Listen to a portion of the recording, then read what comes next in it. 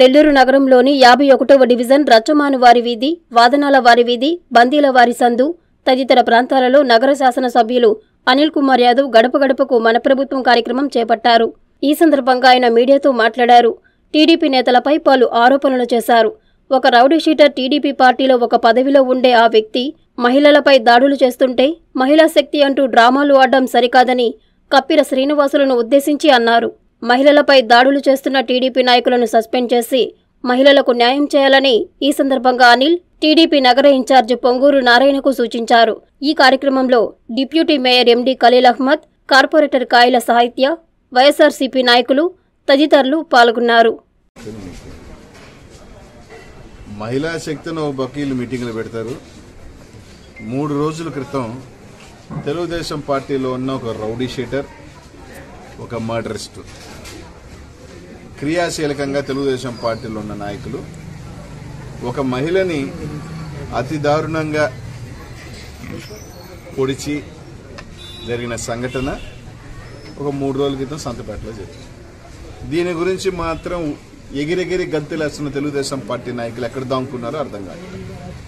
ఏమి జరగకపోతే పోలీస్ స్టేషన్కి వెళ్ళి మీసాలు తిప్పటాలు, తొడలు కొట్టటాలు, రచ్చలు చేసే ఈ ఎదవ బ్యాచి ఒక మహిళ మీద హత్యాయత్నం జరిగితే పొడిచి ఎంత దారుణంగా పొడిచారంటే అంత దారుణంగా పొడిచారు. ఫోటోలు కూడా చూపిస్తుంటారు. ఎవరు చేసింది?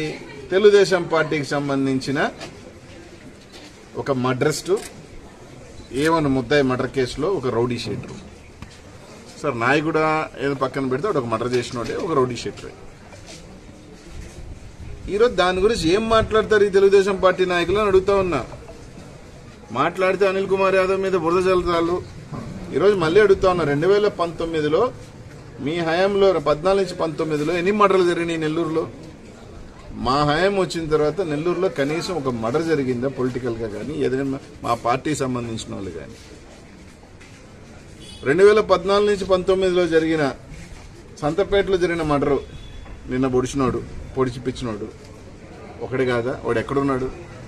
ఆ రోజు రాయపాలెంలో మీ మీటింగ్ అయిన తర్వాత జరిగిన మర్డర్ కావచ్చు. ఈరోజు ఈ 19 నుంచి మేము ప్రభుత్వం వచ్చిన తర్వాత ఎక్కడైనా ఉందా అని అడుగుతా ఉన్నా. ఈరోజు మళ్లీ మీరు రోడ్ల మీద తిరిగితే జరుగుతున్న దాళ్లు ఇవి.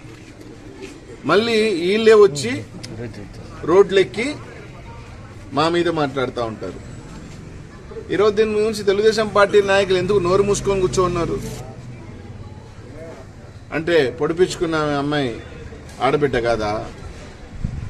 గొడవలు ఉండొచ్చు, కానీ దాన్ని ఉసుగొలిపి పొడిపిస్తారా? దీన్ని ఎవరు ప్రోత్సహిస్తున్నారు? తెలుగుదేశం పార్టీ. ఇప్పుడు దీనికి ఏం యాక్షన్ తీసుకుంటుంది? సస్పెండ్ చేస్తారా వాడిని? సస్పెండ్ చేస్తారా? లేదు, మా పార్టీ విధానం ఇదే, మా మహిళా శక్తి అంటే మా విధానాలు ఇయే, మేము పొడవటాలేనో, మేము చెప్పేది ఒకటి చేసేది ఒకటి. ఆయన జరుగుతున్నాడు కదా 4.5 సంవత్సరం తర్వాత ఈరోజు ఊరిని డూప్ చోట్ల కొడుతున్నాడు కదా ఆయన సమాధానం చెప్పమనండి. ఈరోజు ఆయనే చెప్తున్నా, నువ్వు ప్రోత్సహిస్తున్నావా మహిళా శక్తి అని చెప్తున్నావు, మహిళను పొడుచున్నారు, మహిళల మీద దాడి చేస్తున్నారు, దీనికి సమాధానం ఏంటి? నీ పార్టీకి సంబంధించిన నాయకులే, మీ పార్టీలో కీలకంగా ఉంటున్న వాళ్ళే, మీ పార్టీలో ఉన్న కీలక పదవుల్లో ఉన్న వాళ్ళే, వాళ్ళ మీద ఈరోజు కేసు ఉంది. దీని మీద స్పందన ఏంటి? దాని గురించి మాట్లాడు.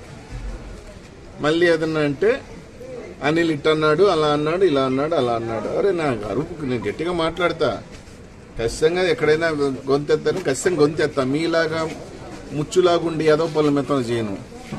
లోపల చేసే ఏదో పనులన్నీ చేసేసి బయటకు వచ్చి నేను పెద్ద సత్య హరిశ్చంద్రులాగా డ్రామాలు అయితే కొట్టండి. చేయాలంటే గట్టిగానే మాట్లాడితే గట్టిగానే చేస్తాం. మీలాగా రంగనాథ్ డ్రామాలు చేయము.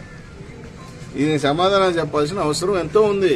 నారాయణ గారు వచ్చారు కదా, 10 రోజుల నుంచి 4.5 సంవత్సరం కనిపించి ఆయన తిరుగుతున్నావు కదా, దీనికి సమాధానం చెప్పు. నువ్వు ఏమన్నా అంటే మేము ఆయన చెప్పేదాన్ని నేనేం మాట్లాడమంటే ఇంకా దేనికి? నువ్వు పోటీ చేయాలనుకున్నప్పుడు ఖచ్చితంగా మేము అడుగుతాం. చెప్పే ధైర్యం ఉన్నప్పుడు చెప్పాలా?